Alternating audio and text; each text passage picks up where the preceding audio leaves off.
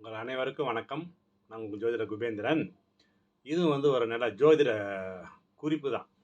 அதாவது என்னென்ன கிழமைகள்ல இதை செய்யக்கூடாதுன்னு சில விஷயம் இருக்குங்க. இது ஒரு அனுபவத்தில தான் அத சொல்றது. இத நீங்க வேணா அத பரீட்சையம் பண்ணி பாருங்க. சரிங்களா? அதாவது திங்கட்கிழமைகள்ல பொதுவா ஏதாச்சும் நம்ம ஒரு இறப்பு வீடு, அதாவது இறந்தவங்க வீட்டுக்கு பார்க்க ஒரு சாவுக்கு போறோம்னு வச்சுக்கங்க. அங்க போயிட்டு இரவு தங்கக்கூடாது. தங்காம நேரா வீட்டுக்கு வந்துடணும்.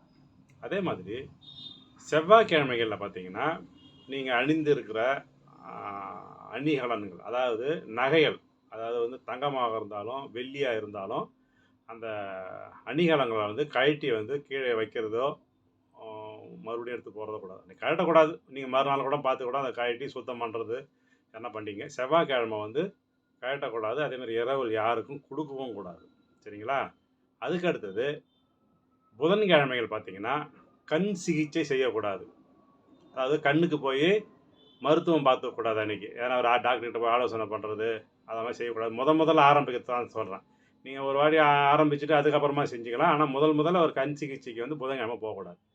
வியாழக்கிழமைகள்ல இந்த துளசி வழிபாடு, அம் வைஷ்ணவர்கள் பொதுவா அன்னைக்கு அசைவம் கண்டிப்பா சாப்பிடக்கூடாது. சரிங்களா? துளசிய வழிபடுறவங்க, துளசி மாடம் வச்சு வழிபடுவாங்க இல்லையா? அவங்க அசைவ உணவு சாப்பிடக்கூடாது. சரிங்களா? அது மட்டும் இல்லாம, வெள்ளிக்கிழமை கடன் யாருக்கும் குடுக்கக்கூடாது. சரிங்களா? யாருக்கும் கடன் குடுக்கவே கூடாது. வெள்ளிக்கிழமை மட்டும் எந்த கடனும் பணத்த கடனா குடுக்கக்கூடாது. அதேமாரி சனிக்கிழமை யாருகிட்டயும் கடன் வாங்கக்கூடாது. சனிக்கிழமை கண்டிப்பா யாருகிட்டயும் கடன் வாங்கக்கூடாது. ஓகேங்களா? இந்த பதிவு உங்களுக்கு பிடிச்சிருந்ததுன்னா லைக் பண்ணுங்க, ஷேர் பண்ணுங்க. நன்றி, வணக்கம்.